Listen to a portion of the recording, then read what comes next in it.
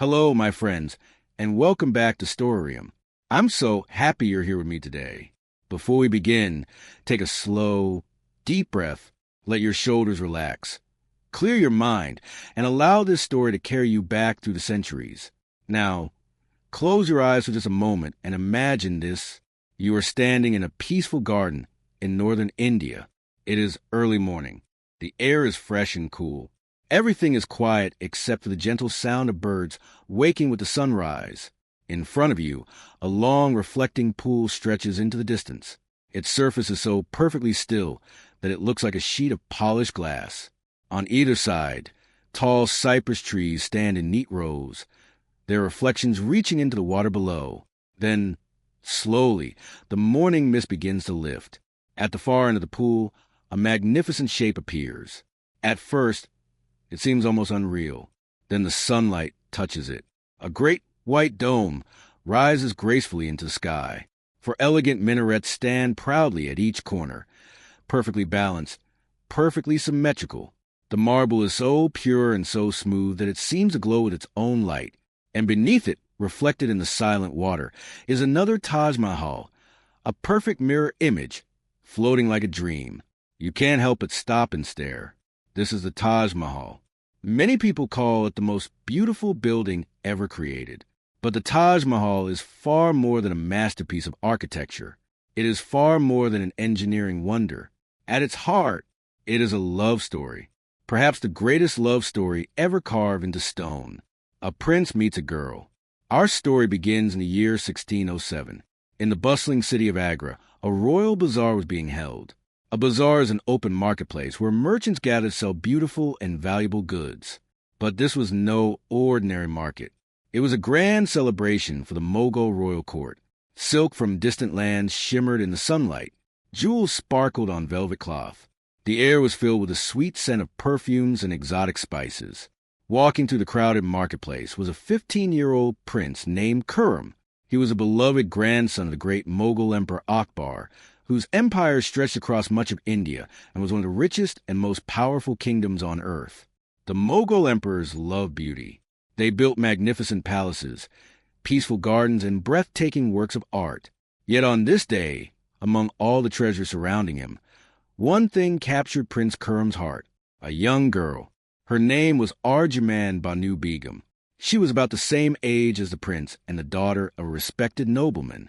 As part of the royal celebration, she stood behind a stall displaying delicate silk fabrics and beautiful glass beads. Then their eyes met. According to the court historians, that single moment changed Prince Khurram's life forever. From that day on, he could think of no one else. He told his father that he wanted to marry her. His father agreed, but royal marriages were never simple. Years of planning and political arrangements were required before the wedding could finally take place. 5 long years passed. Most Mughal princes would have married someone else during that time. Khurram did not. He waited. He remained faithful to the young woman he had met in the marketplace. Finally, in 1612, Prince Khurram and Arjman Banu Begum were married, a love unlike any other. After their wedding, Prince Khurram gave his bride a new name, Mumtaz Mahal. It means chosen one of the palace. The name could not have been more fitting. Mumtaz quickly became far more than an empress. She became Shah Jahan's closest friend, his most trusted advisor, and the person he loved more than anyone else in the world. Their marriage was not built on politics. It was not a marriage arranged for power or wealth. It was built on genuine love. The royal historians wrote that Khurram loved Mumtaz so deeply that he had little interest in the company of any other woman. For a Mughal emperor, that was something truly extraordinary. Wherever he went, she went. When he traveled across the empire, she was beside him. When he rode into battle, she traveled with him. She listened to matters of government. She offered advice on important decisions. She even carried the royal seal, one of the greatest symbols of trust an emperor could give. Then, in 1628, after a fierce struggle within the royal family, Prince Khurram became emperor. He took a new name, Shah Jahan. In Persian, it means king of the world. Together, Shah Jahan and Mumtaz Mahal entered one of the brightest chapters in the history of the Mughal Empire. Peace returned. The royal court flourished with music, poetry, painting, and architecture. It became a true golden age. Over the years, the royal couple welcomed 13 children. Yet despite the responsibilities of ruling one of the world's greatest empires, Mumtaz never forgot ordinary people. She cared deeply for widows. She supported orphans. She listened to those who had no voice. The poets of the royal court wrote that wherever Mumtaz walked, she seemed to bring light with her. For a while, life seemed almost perfect. But happiness, as history so often reminds us, can disappear in a single moment. And in 1631, everything changed. Mumtaz was traveling with Shah Jahan during a military campaign in Burhanpur in central India. She was expecting their 14th child. After many long hours of labor, she gave birth to a healthy baby girl. But something had gone terribly wrong. Mumtaz was dying. The emperor rushed to her side and held her hand tightly, refusing to let go. According to a well-known tradition, in her final moments, she asked him to create something so beautiful that the world would remember their love forever. Then she closed her eyes. Mumtaz Mahal was just 38 years old. For Shah Jahan, the loss was unbearable. The royal historians wrote that he wept for days. He refused to eat. He refused to listen to music. He stopped wearing his magnificent robes and precious jewels. He could no longer bear the sound of music. The melodies that had once filled the royal palace with joy now only reminded him of what he had lost. He put away his magnificent robes. The jewels that had once symbolized his power no longer mattered. Nothing mattered anymore. When Shah Jahan finally appeared before his people again, they could hardly recognize him. The emperor, who had once looked strong and full of life, now seemed like a different man. His dark hair had turned almost completely white. His proud, straight posture had become bent with grief. It was as if 20 years had passed in only a few days. For the next 2 years, Shah Jahan lived in mourning, and he was not alone. The entire royal court mourned with him. The laughter disappeared. The music fell silent. Festivals were canceled. The bright colors that once filled the palace were replaced by sorrow. It was as though the entire Mughal empire had fallen into silence, waiting for its emperor to find a reason to live again. Then one day, he made a decision. He would keep the promise he had made to the woman he loved. He would build a monument unlike anything the world had ever seen. Not simply a tomb, but a masterpiece that would speak of love long after both of them were gone. A place so breathtaking that people, centuries later, would still stand before it in awe, building the Taj Mahal. In 1632, work began on the southern bank of the Yamuna River in Agra. Shah Jahan gathered the greatest architects, master builders, artists, engineers, and craftsmen from across his vast empire and from distant lands beyond. It was one of the most ambitious building projects in history. More than 20,000 workers came together to bring the emperor's dream to life. They arrived from India, Persia, Central Asia, and many other regions, each bringing remarkable skills passed down through generations. Stonecutters shaped enormous blocks of marble. Calligraphers carved graceful verses into stone. Artists created delicate floral designs. Gardeners planned peaceful landscapes that would reflect the beauty of paradise. Around the construction site, an entire temporary town sprang to life.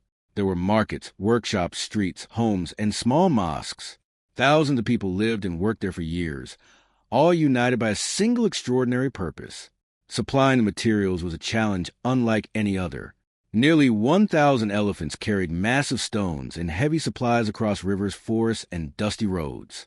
The most important material was white marble, but not just any marble.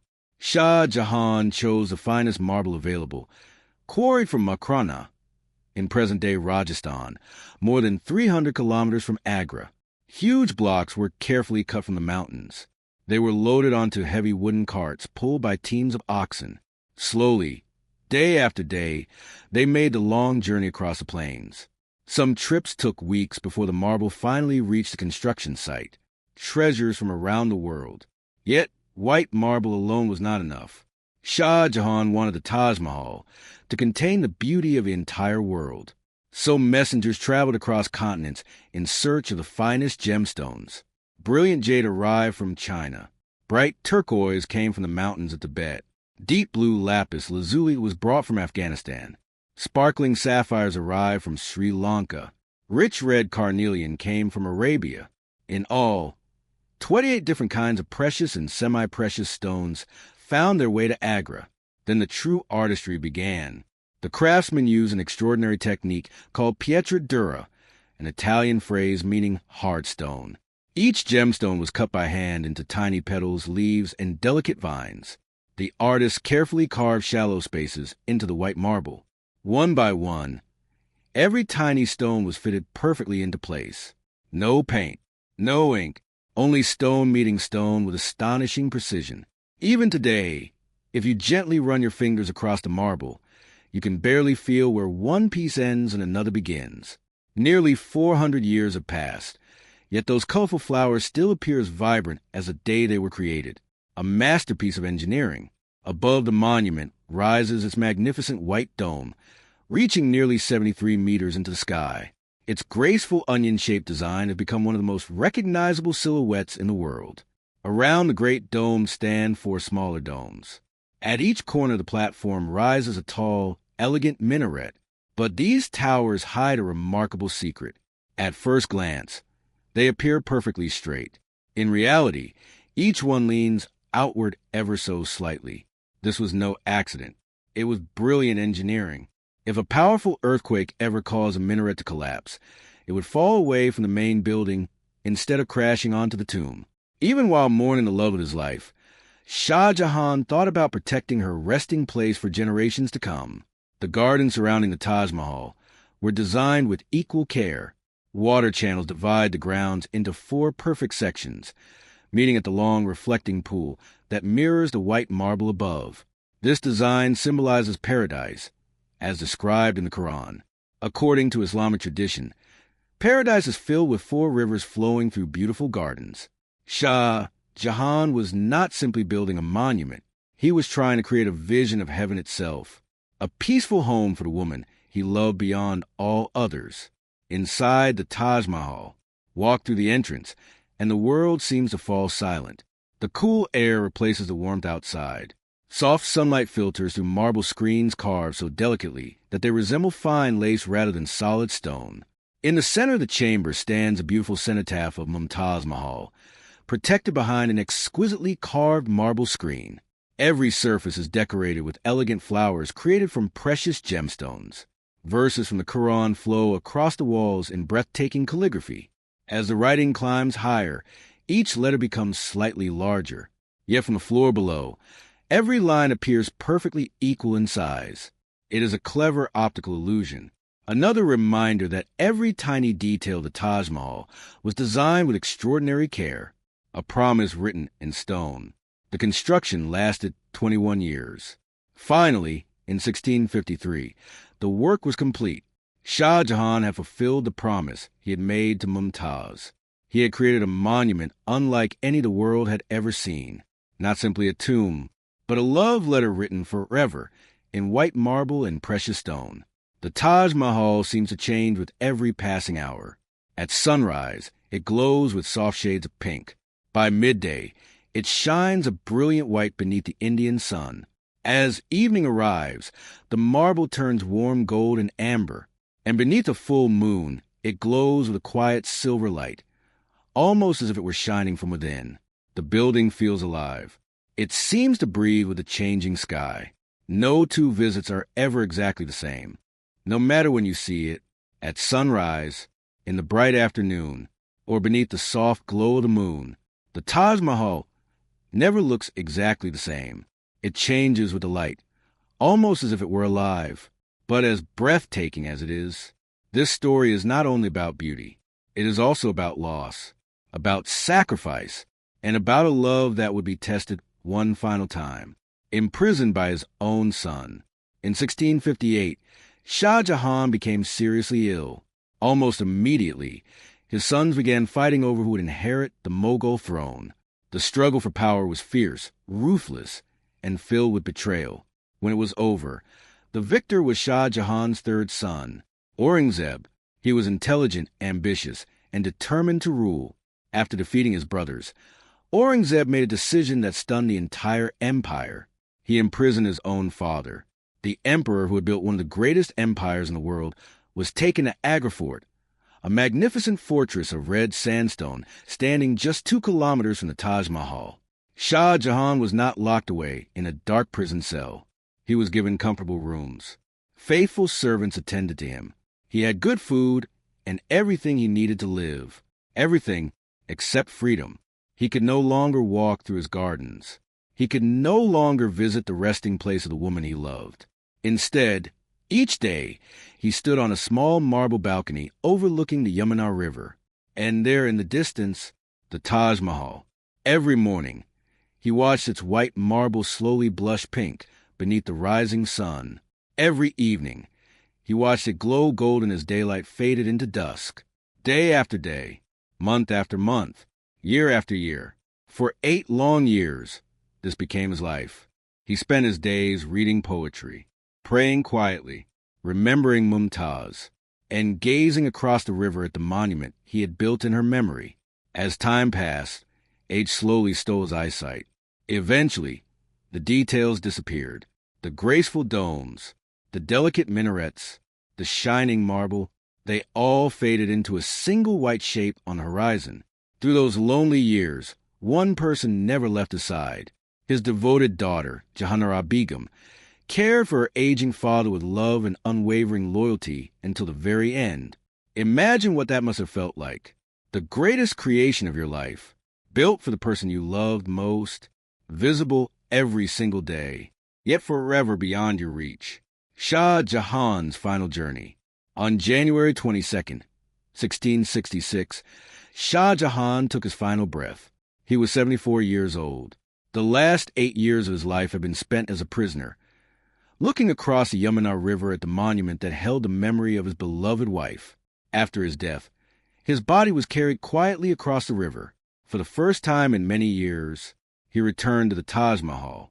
There, beside Mumtaz Mahal, he was finally laid to rest, together again, never to be separated, the only imperfection. If you visit the Taj Mahal today, you'll notice something unusual. Behind the beautifully carved marble screen lie 2 tombs. Mumtaz Mahal rests exactly at the center. Everything around her is perfectly symmetrical. Every arch mirrors another.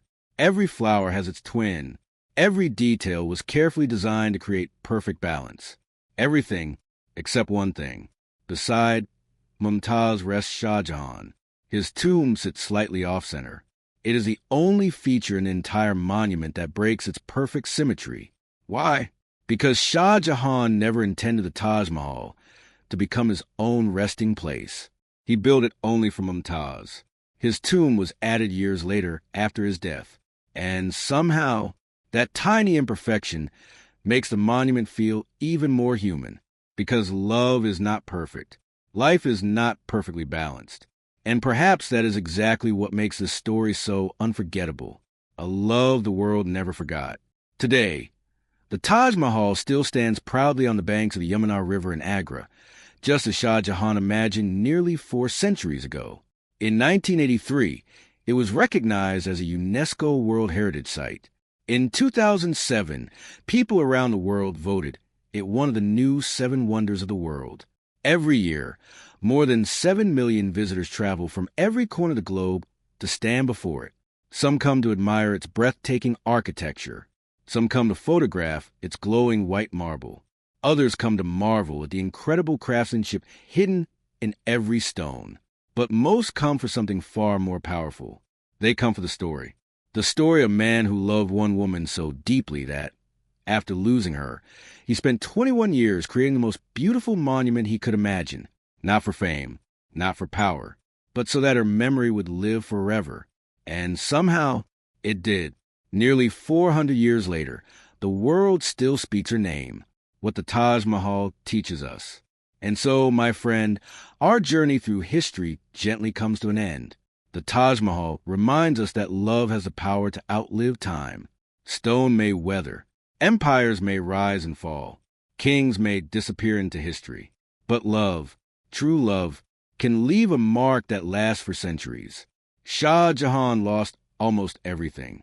He lost the woman who meant the world to him. He lost his throne. He lost his freedom. Yet from his deepest sorrow came something that still inspires millions of people today. The Taj Mahal continues to shine beneath the morning sun. It continues to glow beneath the moonlight. And it continues to remind us that even grief can create something beautiful. And you, my friend, you are building something beautiful. Too. Every story you listen to, every new English word you learn, every sentence you understand, every small step you take, you are building a future for yourself. It may not be made of white marble, but it is just as real. And it is something no one can ever take away from you. So keep learning, keep growing, keep believing in yourself. One day, you'll look back and realize that all those small moments became something extraordinary. Thank you so much for spending this time with me. If this story touched your heart, I'd love to know what stayed with you the most.